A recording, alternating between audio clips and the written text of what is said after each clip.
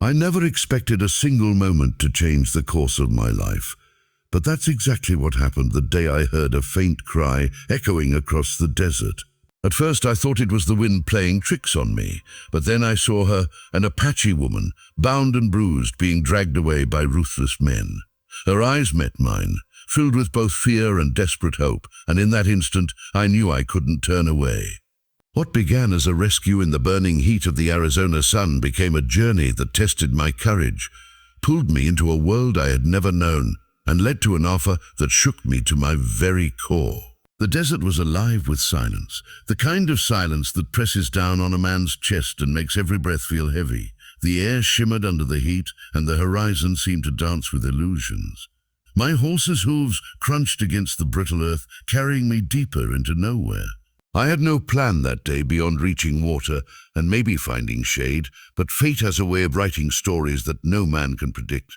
It was then that I heard the faint cry, a sound so thin it might have been mistaken for the wind.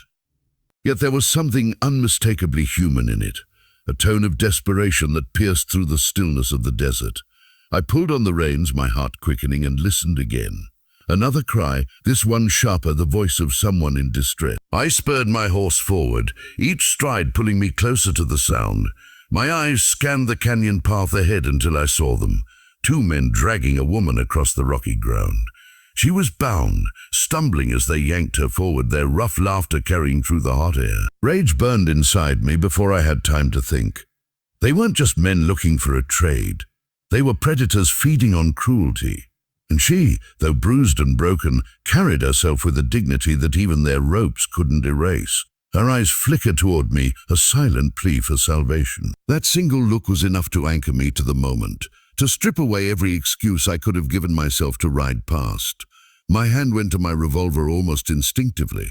The men noticed me now, their laughter cutting off, replaced by curses and threats.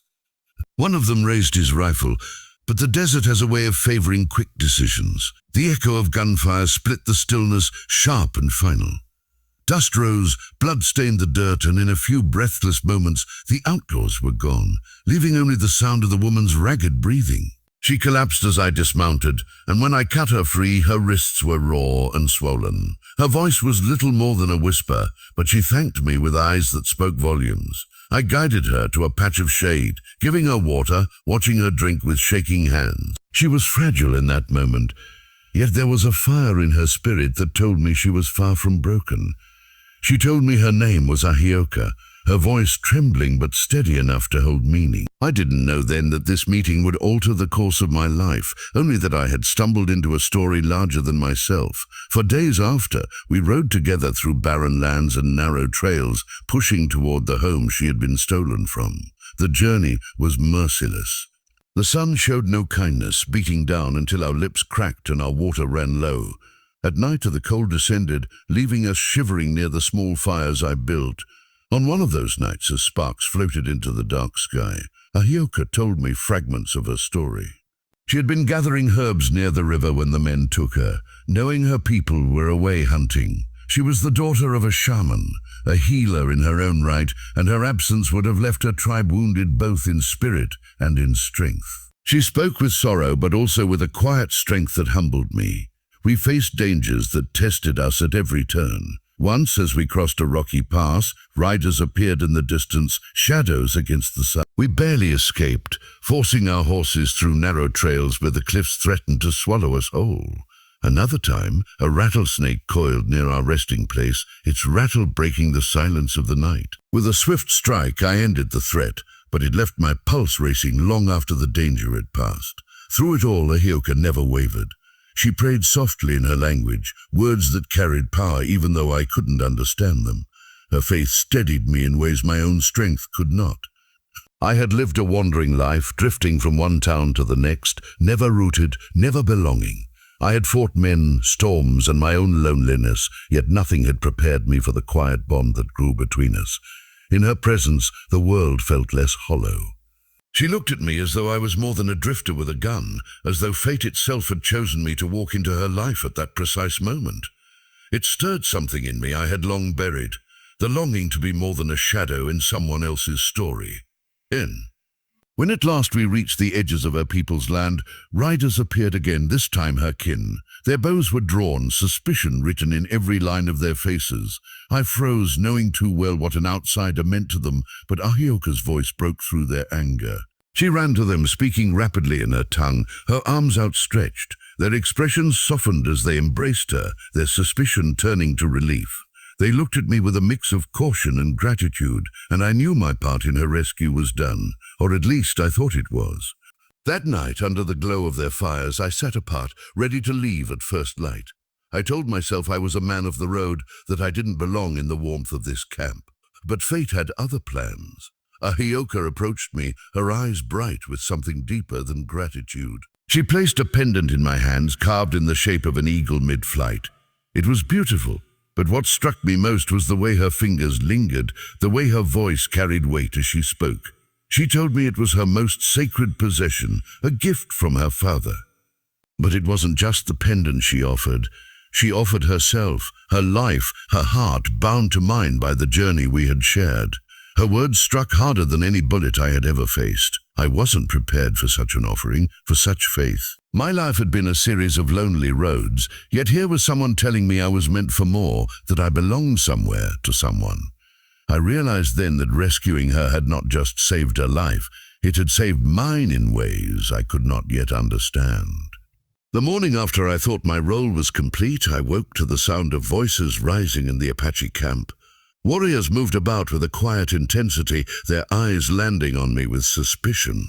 I could feel the weight of being an outsider pressing down on my chest, the reminder that trust was not something easily granted in a land where betrayal often came cloaked in false kindness. I kept to myself, sitting near the fire and watching the smoke curl upward, wondering how long before I was expected to ride away and vanish back into the dust of the desert. But Ahioka changed everything when she walked into the circle of her people, holding the eagle pendant she had placed in my hands the night before. She spoke in her language, her tone firm, her gaze steady. Though I did not understand the words, I could feel their weight by the way the tribe listened, the way silence gathered around her. She was not simply a woman asking for acceptance. She was a daughter of their shaman, a healer, someone whose voice carried deep meaning. It was then I understood that her offering was more than personal affection. It was a statement to her people, a declaration that the man who had risked his life for hers was bound to her now. The weight of that truth pressed heavily on me. I had never been bound to anyone, never belonged anywhere. For a man who had lived by his gun and the restless pull of the road, the idea of being tied to a people, to a woman, to a future, felt both terrifying and strangely right. The tribe did not immediately embrace me. They watched me with guarded eyes, testing me in ways that words could not capture. Each glance was a reminder that if I wished to stay, if I wished to accept what Ahioka had offered, I would have to prove myself.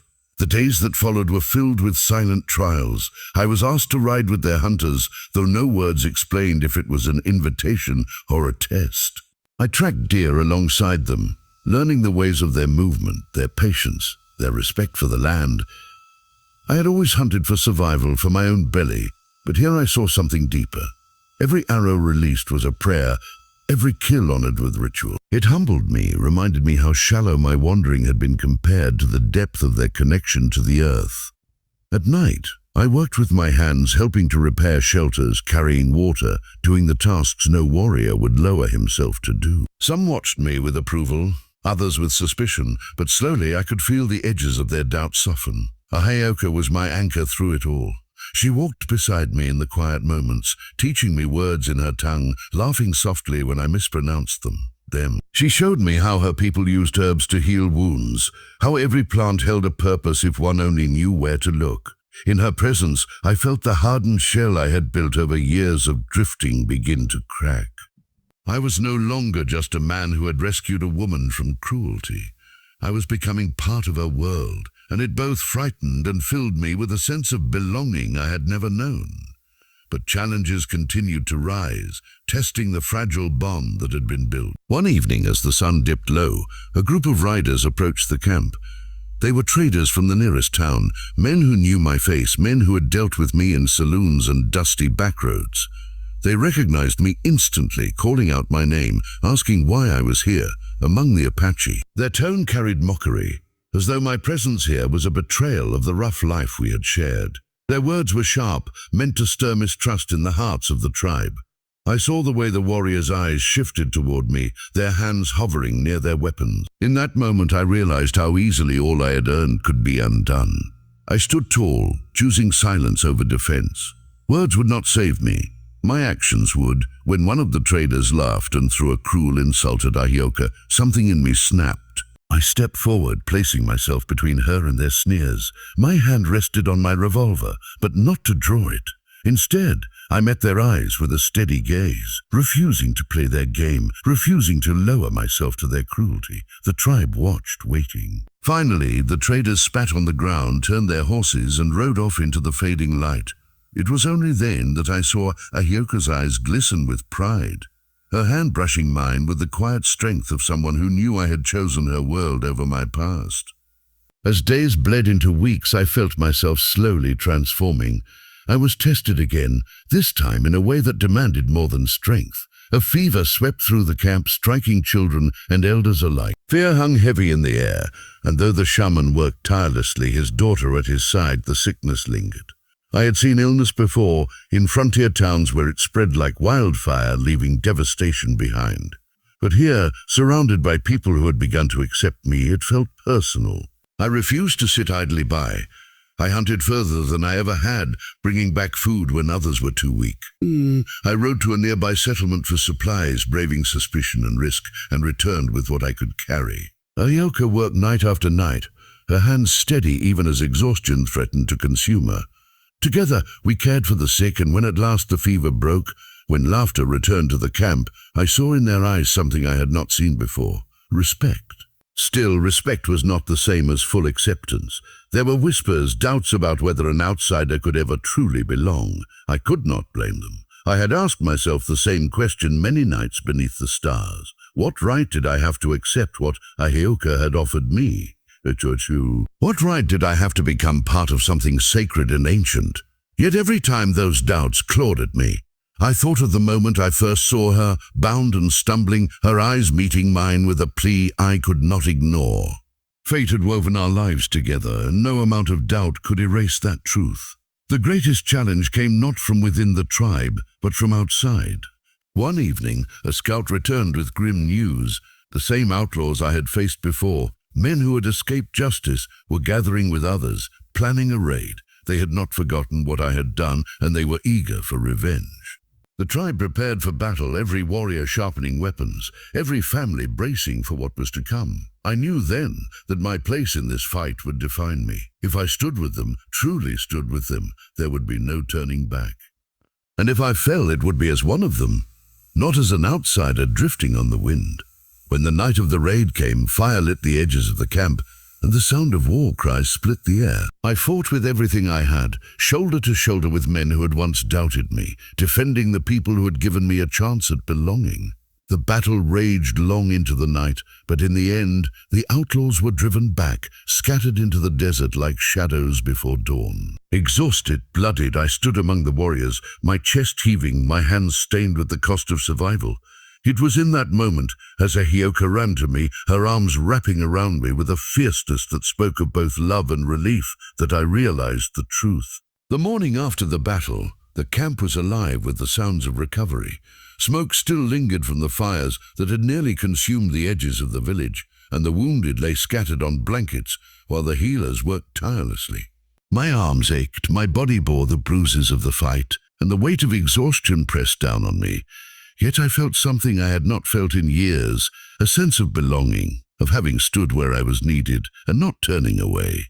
The warriors who once looked at me with suspicion now gave small nods of respect when our eyes met. Children whispered my name, and elders studied me with curiosity, as if trying to measure the truth of who I was. For the first time, I wasn't a stranger drifting through someone else's story. I was part of it. Ahioka never left my side. She tended to my wounds with hands both gentle and firm, grinding herbs into pastes that stung but healed. Her presence was steady, a light in the chaos of what had happened. She told me the spirits had guided me here, that everything we endured was meant to bring us to this place. I had never been a man who believed in destiny or spirits, But when she looked at me with those steady eyes, I wanted to believe. I wanted to trust that I was no longer just a wanderer cursed to live without purpose. But acceptance came with responsibility. To be tied to Ahioka meant to be tied to her people, and that was no simple bond. Her father, the shaman, called me to sit with him one evening. His face was lined with years of wisdom and hardship, his eyes sharp but not unkind. He spoke slowly, his voice carrying the weight of tradition. Through Ahioka's translation, he told me that to stay among them, to accept what his daughter had offered, I must honor not only her, but the ways of the Apache. I would no longer live for myself alone. Every choice I made would ripple through the lives of those who now called me brother. It was a burden I had never carried before, and it forced me to look inward, to question who I truly was. I had always thought of myself as a man hardened by loss, someone shaped by survival and little else. My past was filled with nights in lonely saloons, mornings waking in unfamiliar towns, always moving, never rooted. I had left behind more than one chance at connection because I believed I was unworthy of it. Yet here, under the watchful eyes of a people who valued community above all else, I could not hide behind those excuses. If I was to take Ahioka's hand, I would need to prove that I was capable of more than drifting. The tests were not spoken, yet they were ever present. When food grew scarce, I rode with the hunters, pushing my body to keep pace, learning their techniques with bow and arrow, feeling the humbling sting of failure when I missed and the quiet pride when I succeeded. When storms swept across the desert, I helped secure shelters, my hands raw from labor, but my spirit strangely fulfilled. I listened to the stories told around the fire, stories of ancestors who had walked these lands long before I arrived, stories that bound them to the earth in ways I had never understood. Each story made me realize how rootless my life had been, how shallow my victories were compared to the richness of belonging to something eternal. Ahioka stood at the heart of it all, guiding me with patience, reminding me that change does not happen overnight. She laughed when I stumbled over their language, encouraged me when my hands fumbled with tasks that came naturally to others. There was a gentleness to her teaching, but also a firmness that refused to let me give up. She saw in me something I had long buried, the potential to be more than a shadow of a man, the chance to be whole. Yet even as I embraced this new path, shadows from my past lingered. One evening, while scouting near the edges of their territory, I spotted men I once rode with, outlaws whose company I had kept in darker days. They hadn't seen me, but I knew it was only a matter of time before they did. Their presence was a reminder of the life I had left behind, a life that could easily rise again to undo everything I was building here. The temptation to run, to leave before they could bring their chaos upon the tribe, gnawed at me. But when I returned to the camp and saw Ahioka smiling as she played with the children, saw her father tending to the fire, saw the tribe alive with the simple beauty of community, I knew running was no longer an option. The past came for me sooner than I expected. A small band of those men attempted to strike, hoping to steal livestock and supplies. I faced them not as an outlaw among outlaws, but as a defender of a home I had claimed. The fight was brutal, not just in the clash of steel and gunfire, but in the weight of facing men I had once called brothers. They mocked me, accused me of betraying who I was, laughed at the thought of me living among those they despised. Yet as their words echoed in my ears, I realized they no longer had power over me. I was not betraying who I was becoming who I was meant to be. When the dust settled, the tribe stood victorious once again, and the outlaws were driven away. But victory came with scars, both physical and unseen. That night, as the fires burned low, Ahioka sat with me in silence.